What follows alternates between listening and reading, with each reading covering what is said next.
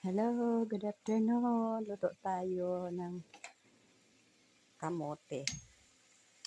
Matamisan. Obis yan. Yung violet. Tapos lagyan ng ng nyog. Bukayo. Yan siya.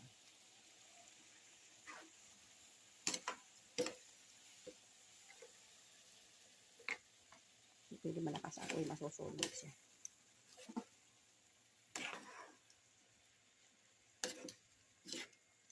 Pag hindi mo kita niluto ng ganito, hindi nakakainin pag sinain lang.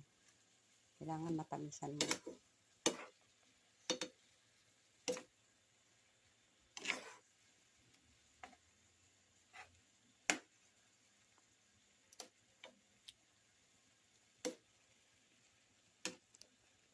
Yan siya.